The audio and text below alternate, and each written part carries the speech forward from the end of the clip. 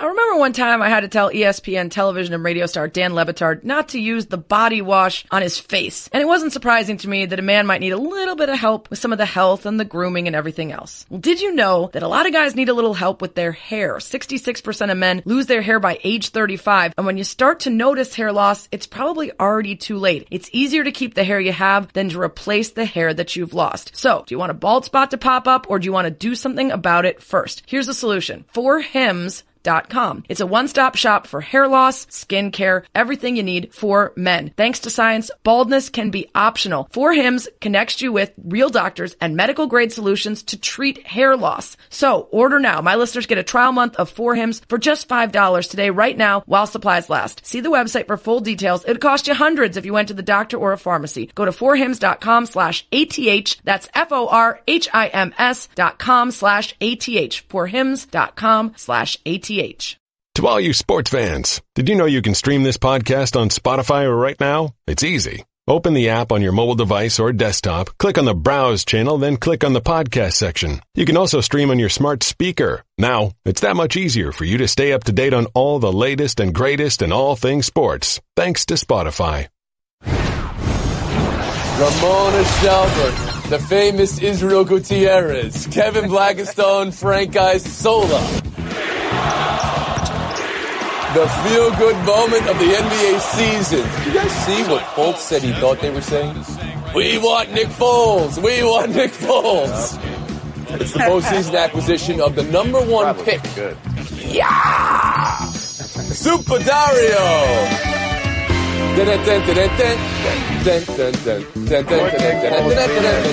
It's Around the Horn, the show of competitive banter. Here's Tony Reali. Markelle Fultz has returned after 68 games away. 10 points, 8 assists, 4 rebounds in 14 minutes. Markelle, did you do something to your shoulder, or did you just start feeling soreness all of a sudden? And then there was Is there a reason that you don't want to talk about the injury specifically? And this.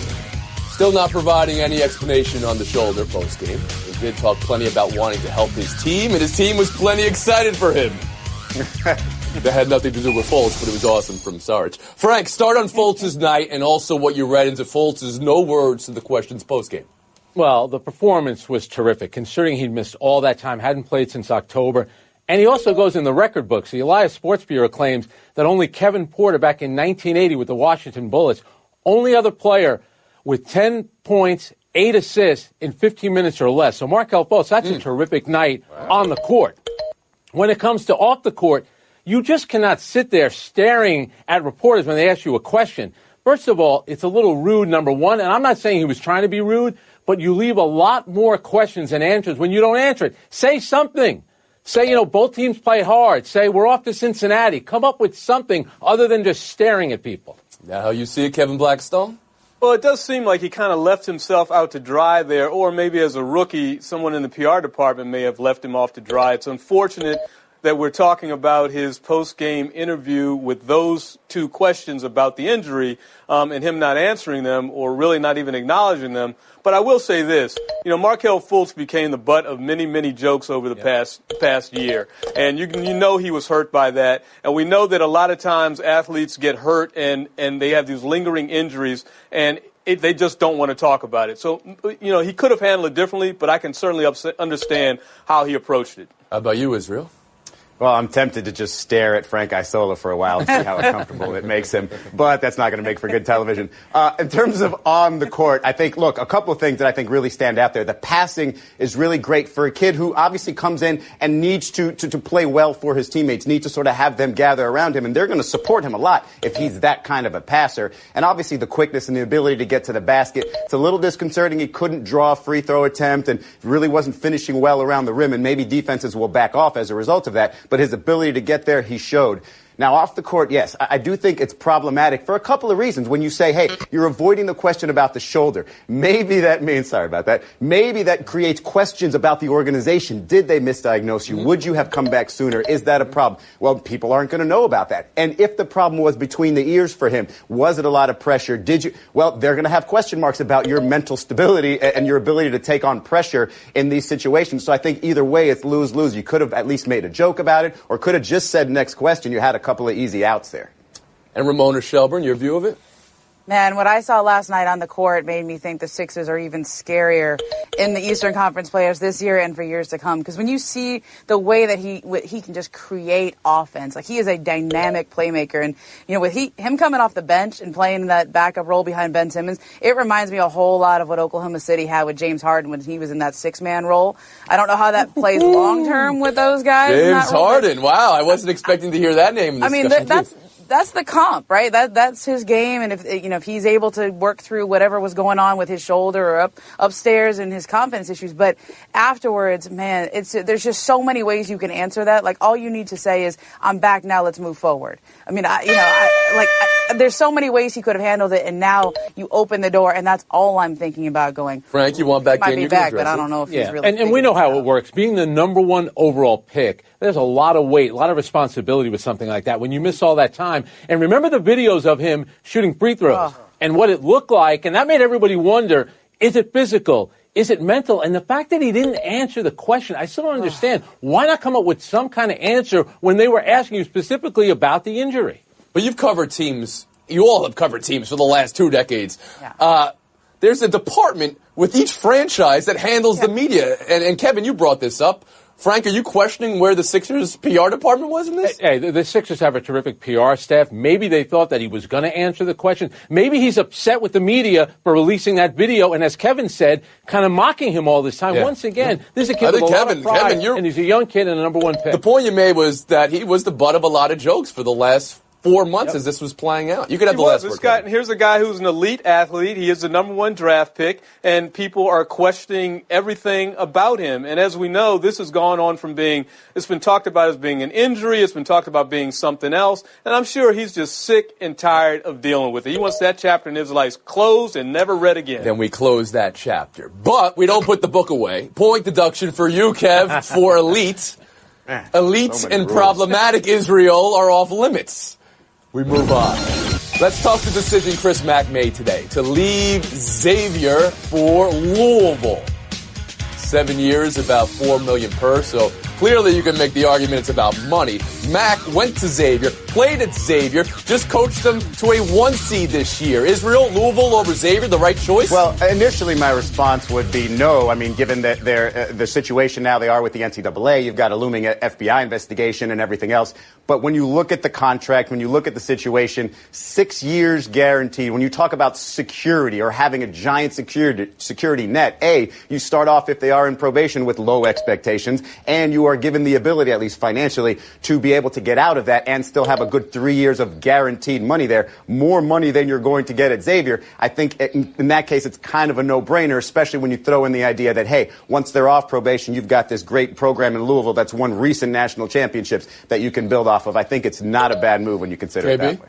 Well, I understand the dollar move because Louisville, for most of the last several years since they moved into the Yum Center, has been the most profitable college basketball team in the country. But I just want to ask one question. Is he going to have to sit out a year?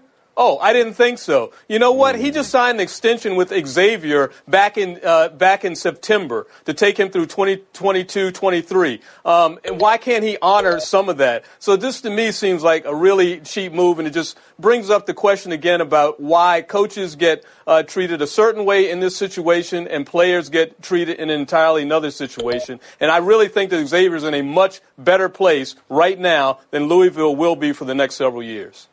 Frank Isola. Well, think about what you have at Louisville. You have an NBA-style arena. You have a history. Okay, it's not UCLA. It's not Duke. It's North Carolina. But you know what? Denny Crum, Rick Pitino, they won there. Xavier is the number 1 seed. You can win at Xavier. You just have a better chance, more resources at a place like Louisville. You're Chris Mack. He loves the state of Ohio. Xavier, you have to make this move. Ramona Shelburne. Look, he makes $1.67 million at Xavier. He's probably going to make somewhere between 3 and 4 at Louisville. That's a nice bump, right? I think a lot of people would say yes to that, but it comes down to what you want your legacy in this world to be. And he went to Xavier. This is his alma mater. He, professed this idea that he wanted to be like this is important to him in this world. And for me, with David Shaw at Stanford, he coaches the football team. He says he's a Stanford man for life. I believe him because I believe that is part of his legacy. I believe that's part of something he wants to do. If he were to just up and leave and go coach the Browns, I'd be like, wait, I believed you, man. I thought that was important. So I understand why people at Xavier would be upset with this, and I think they should. Mm-hmm. Women Hormel moving on. Speaking of coaches making an interesting call, listen to this. Because of fit, I would take Sam Darnold if I were the Cleveland Browns. I think that that blue-collar, gritty attitude, I think his teammates will love him. I think the city will love him. He'll say the right things. He'll come in and he'll represent well. I think he kind of represents what Cleveland is. And then if I was one of the New York teams, I'd take Josh like that. I think they're both going to be great pros. Former UCLA coach Jim Moore Jr. not backing Josh Rosen, who was his recruit and his quarterback, for the number 1 pick. Instead, USC Sam Darnold. Ramona, did Moore say anything wrong? Say anything right? What'd you think of what he said? I thought it was really honest for a guy who never said anything in his time as UCLA head coach. I mean, the only time he ever made news was when he said, "We run this town." And we all had fun with that in Los Angeles for many years when it didn't materialize. So he wasn't so right about that in the past. No. But what do you think of this? I mean, look, I don't know. Is he trying to get a job as a media broadcast? I mean, is he trying to say something? Because to me, either he's doing Josh Rosen a favor because Josh doesn't want to go to Cleveland, or he's trying to get a job as a broadcaster and proving that he will say what's actually on his mind. But I respect the fact that he probably said in public what he's been telling NFL teams in private. Israel Gutierrez? I mean, so many things here. If indeed he never says anything or said anything while he was in L.A. and was the king of saying nothing, then isn't it a little mysterious that he's saying something a little questionable right now? Because it seems like he's trying to point Rosen into the New York teams, right? Even when he says, if I was one of the New York teams, I'd snap him like this, as if they're getting a steal because Cleveland did not take him at number 1. And mostly, when you actually look at the way he describes these two quarterbacks, it looks like he's telling you about Darnold. Well, listen, he'll represent your city like Blake Bortles, but he has the arm talent of Blake Bortles. Because Josh Rosen, he talks about him like actual football talent and arm strength and ability to escape the pocket and make the right throw. That's the quarterback I want, because it sounds like he's describing Aaron Rodgers. It's not just that he's talking, right, Kevin Blackstone? It's what he's saying here, and Israel alluded to it. Represent your team well. What is that? I have no idea what represent your team well means, except in this era, I think it sounds to me like coded language. Like you're afraid of what Josh Rosen, who's one of the more outspoken college athletes we've seen the last few years, might come into a place like Cleveland and say. And then the other thing about this is what is this whole thing about fit to a blue collar? You're not hiring a labor economist. You're hiring a quarterback, for God's sake. It doesn't matter. If we look around the league, has every other quarterback come from a background that absolutely fits the demographics of their team, their city? I don't think so. Frank Isola? Kevin, with all due respect, you look great. You're my guy, but you're absolutely nuts. Come on. This is a coach.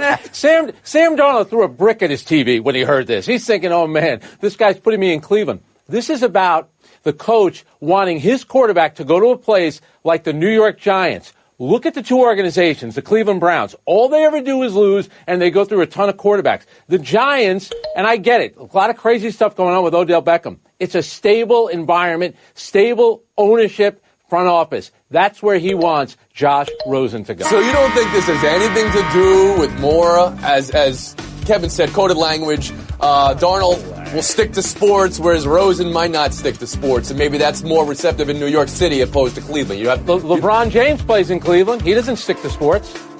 I mean, Rosen wore an anti-Trump hat to the golf course. I think you even throw the Jets in there. I think just Rosen, an outspoken guy like that, just loves the idea of playing in New York. It doesn't matter which team it is. Who wants to play for the Jets? And the Giants haven't been very stable the last year or two. They have Super Bowl. I don't know about that Giants stability. I'm not so sure about that Giants stability. Real quick, Aaron Rodgers? Does he look like a Green Bay guy? Mr. Green Bay, baby. Yeah. Tom Brady? Is he from New England? Blue collar. Or the Palo Alto. All right. Frank, you look like you're from New York, though. Kevin, you're straight from Washington. Israel, living, breathing Southern Florida, and Ramona. Nobody's Cali more girl. Southern Cali than you. Taking a break right here. Bye. Till next.